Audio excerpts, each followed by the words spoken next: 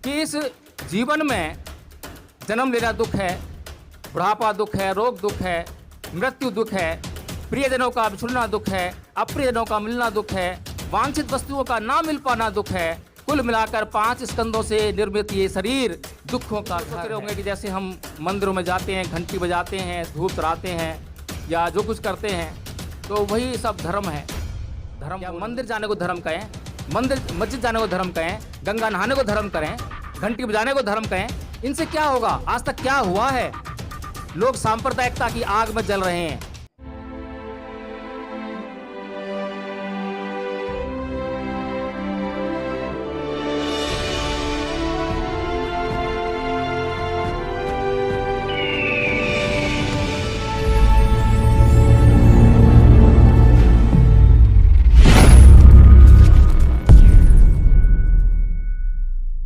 सर्वप्रथम बुद्ध को नमन करते हुए, यहाँ उपस्थित एकमात्र भिक्खु को नमन करते हुए सादर वंदनामि। देखिए, आज का जो कार्यक्रम है उसका उद्देश्य क्या है? क्या ये कोई रीति रिवाज है, कोई परंपरा है, धार्मिक क्रिया है? क्या हम लोग इससे बंधे हैं? इन सब बातों को सोचना बहुत ज़रूरी है।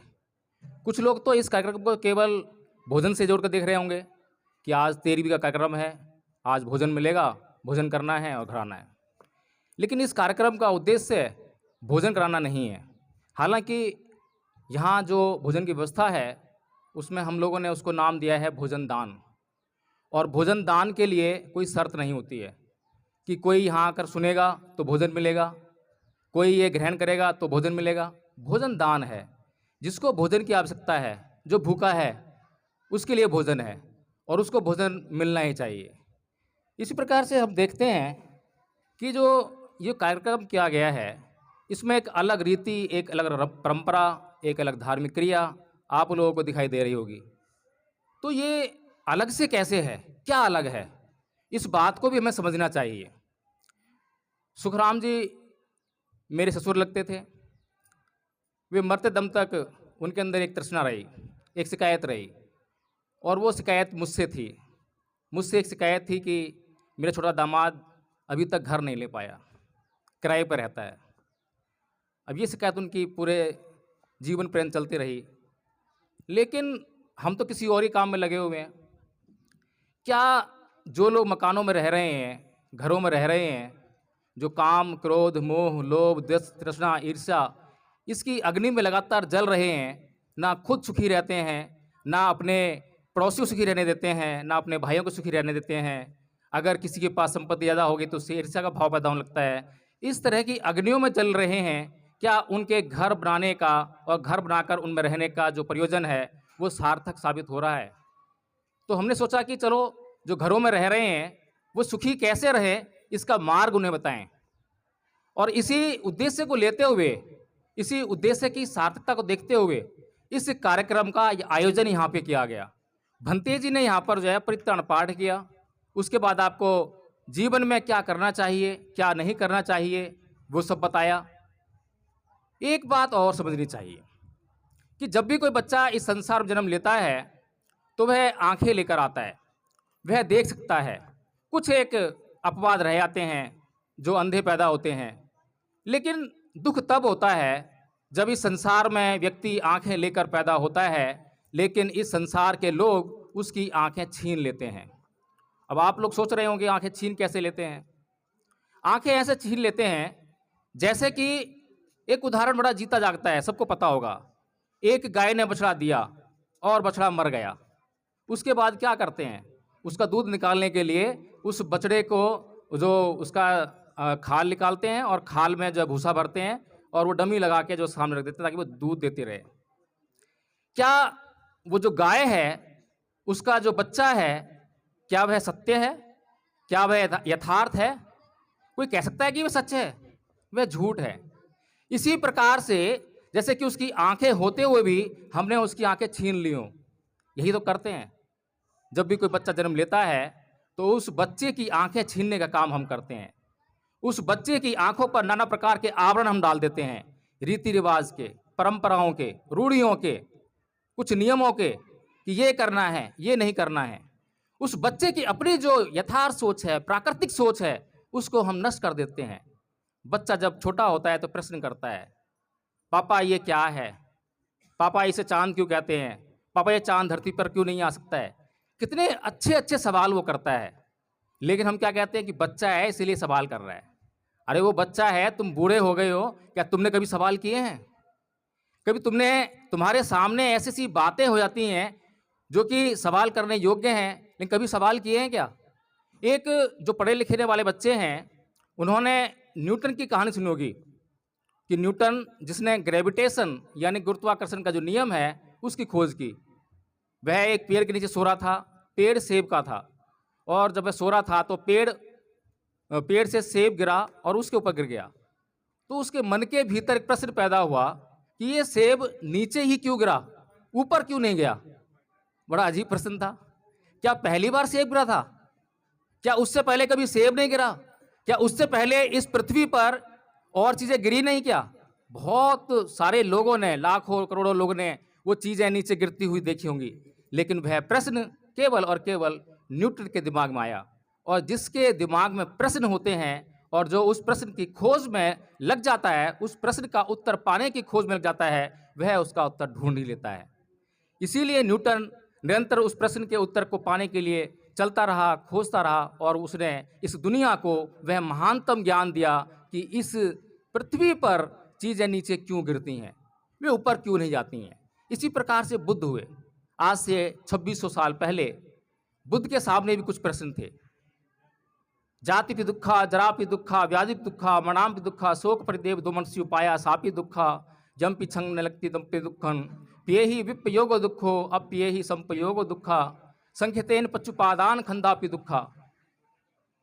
कि इस जीवन में जन्म लेना दुख है, बुढ़ापा दुख है, रोग दुख है, मृत्यु दुख है, प्रियजनों का बिछुड़ना दुख है, अप्रियजनों का मिलना दुख है, वांछित वस्तुओं का ना मिल पाना दुख है। कुल मिलाकर 5 स्कंदों से निर्मित ये शरीर दुखों का घर है। वे दुख के पीछे पड़े तो दुख का मार्ग, दुख को दूर करने का मार्ग खोज ही लिया। इतना बड़ा मार्ग खोज कर दिया कि इस संसार में कोई भी प्राणी यदि उस मार्ग को जान ले तो उसके जीवन में ये दुख नाम की जो चीज है वो हट जाएगी।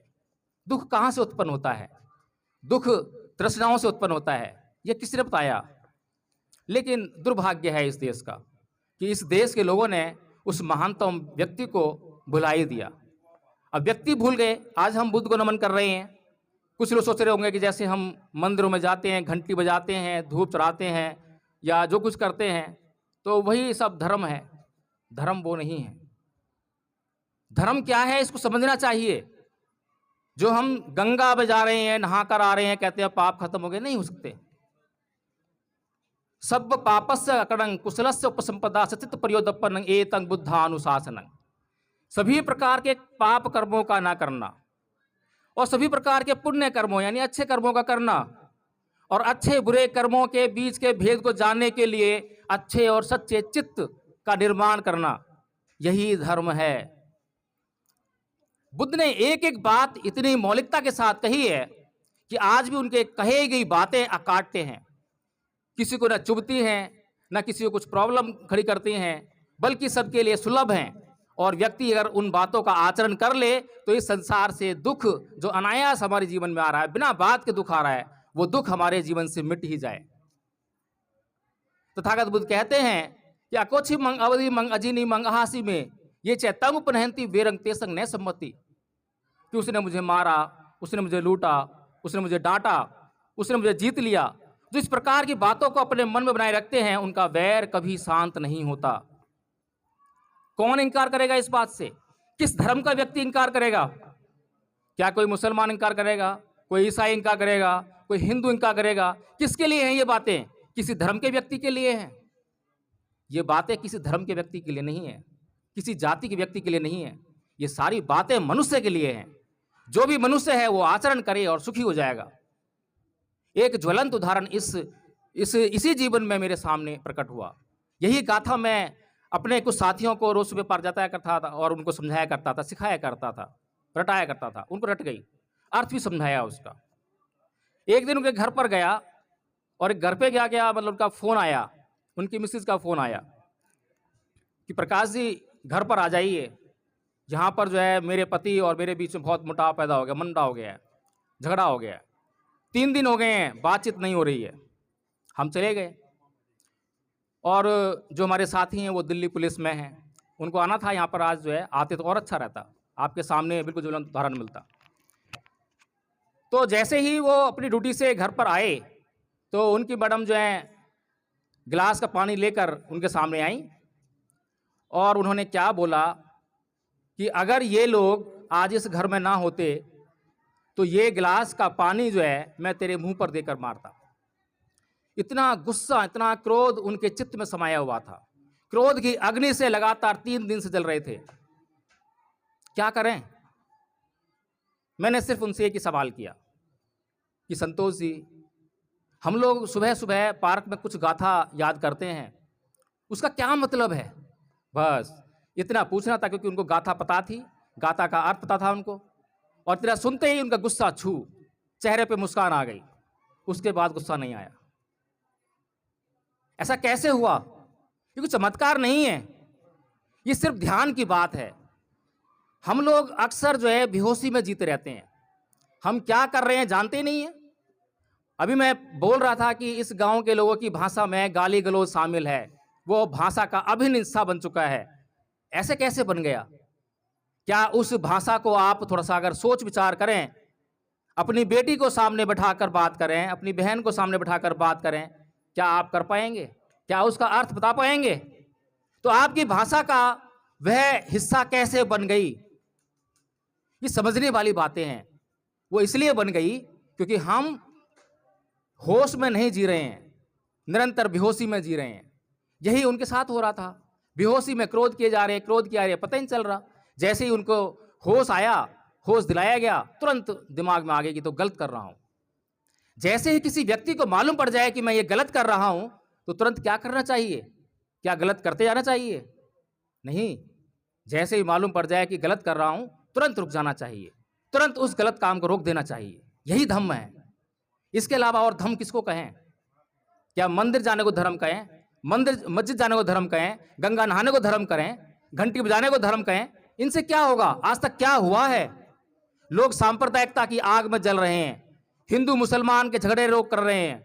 क्यों कर रहे हैं? उन्हें क्या मिल रहा है? वे व्यवहार नहीं जानते हैं, मनुष्यता को नहीं पहचानते हैं। और बुद्ध ने इतने अच्छे अच्छे सिद्धांत दिए जिनको आज पूरी दुनिया चाहती है। बुद्ध ने कहा, ना ही वेरेन वेराने समंति दुआचनंग अवेरेन चै समंति ऐस धम्मो सनंतरो, कि वैर से कभी वैर शांत नहीं होता। बताइए कौन मना करेगा? वैर से कभी वैर शांत नहीं होता, अवैर से ही वैर शांत होता है। जब भगवान बुद्ध अंगुलीमाल जो डाकू है, हत्यारा है, उसके रोम रोम में हिंसा भरी हुई है, अहिंसा तो वो जानता भी नहीं है। जब उसको सुधारने के लिए जंगल में प्रवेश करते हैं तो उनके पीछे कोई चतुरांगनी सेना नहीं है, उनके पास कोई हथियार नहीं है, उनके पास केवल और केवल बहुत ही साधारण सी चीज है, वो है शील, सदाचार, सत्य, अहिंसा। और उसको लेकर वो जंगल में प्रवेश कर जाते हैं। और जंगल में प्रवेश करने के बाद अंगुलीमाल के ऊपर कोई जादू टोना नहीं करते हैं, कुछ चमत्कार नहीं होता है, केवल उसके मन में एक प्रश्न पैदा होता है कि ये साधारण सा व्यक्ति ऐसे चला आ रहा है, आखिर कारण क्या है? और जैसे ही प्रश्न उसके मन के भीतर आया तो उसके मन में जो दिमाग था, उसका जो सोचने समझने की जो शक्ति थी, उसकी छीण हो गई थी। वो दोबारा से स्टार्ट हो गई, सोचने लगा, समझने लगा। फिर प्रश्नों की एक श्रृंखला शुरू हो गई और बुद्ध ने इस प्रकार उस हिंसक व्यक्ति को अहिंसक बनाकर समाज में लाकर अरहत बना दिया। ऐसा भिक्षु बना दिया जिसने आगे चलकर मानव जाति का कल्याण किया। तो इसलिए हमें समझना चाहिए कि आज हमने ये जो सारा प्रयोजन किया है और आगे भोजनदान भी होगा। भोजनदान इसलिए है कि शरीर की आवश्यकता को पूरा करना है। बिना उस भोजन को लिए हम चल नहीं सकते, हम सुन नहीं सकते, हम बोल नहीं सकते, हम बैठ नहीं सकते। इसलिए भोजन लेना है, भोजन हमारी आवश्यकता है। स्वर्गीय नहीं कहना चाहिए क्योंकि स्वर्ग और नर्क हमारे मन से पैदा होते हैं। मनोपबंगमा धम्मा मनोसेठा मनोमया मनसा च पदुठे न भासती वा करोती वा ततो रंग दुख मन वेती चक्कं बहतो पतंग। बनते ने बताया था अभी कि जैसा अभी आप मन में विचार लाओगे वैसा ही आपके कर्म होंगे। इसीलिए मन में ही आपके स्वर्ग है, मन में ही आपके नरक है। आप निरंतर स्वर्ग पैदा कर रहे हैं और निरंतर नरक भी पैदा कर रहे हैं। जब अच्छे कर्म करते हैं, अपने प्रियजनों से अच्छा व्यवहार करते हैं, सारा माहौल अच्छा होता है तो वो स्वर्ग की भांति होता है। और जब आप बुरा व्यवहार करते हैं, गाली गलौज हो रही है, क्रोध हो रहा है, तो वो नरक के समान है। आपके घर में भी नरक हो सकता है, स्वर्ग हो सकता है। तत्वलीन, स्वर्गीय की जगह शब्द होता है तत्वलीन। तत्वलीन क्या होता है कि जिन तत्वों से, 4 महाभूत तत्वों से उस रूप का निर्माण हुआ और उन्हीं 4 महाभूत तत्वों में वो विलीन हो गए। तो तत्वलीन सुखराम जी को अब हम श्रद्धा सुमन प्रकट करेंगे, अपनी श्रद्धा प्रकट करेंगे। श्रद्धा उनके अच्छे कामों के लिए जो उन्होंने अपने जीवन में किए, उनके प्रति हम श्रद्धा प्रकट करेंगे। तो इसके साथ ही आपको एक बात और मैं एक प्रार्थना करना चाहता हूँ कि जो आयोजन है, ये कुछ ऐसी एक बुरी व्यवस्था हमारे समाज में आई जिसे तेरी भी कहते हैं।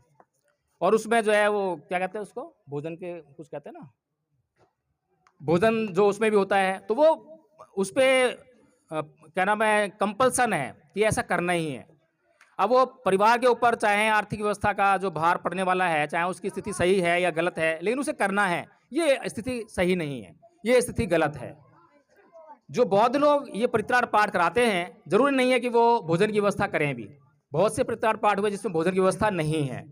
और अगर हम लोग ऐसा प्रोग्राम करना चाहते हैं तो समाज की ये जिम्मेदारी बनती है कि वो अपना सहयोग उस परिवार को दे ताकि ऐसे प्रोग्राम होते रहें। तो यहाँ पे आप श्रद्धा सुमन अर्पित करने आएंगे, फूल अर्पित करने आएंगे, तो यदि आपकी कुछ दान देने की इच्छा हो तो आप यहाँ पर दान दे सकते हैं, जो भी आपकी इच्छा हो। कोई कंपल्सन नहीं है, उसके पीछे कोई राग द्वेष घृणा व्याप्त नहीं है। आपकी जो इच्छा हो वो आप कर सकते हैं। तो आप जो है भंते जी आगे संचालन करें।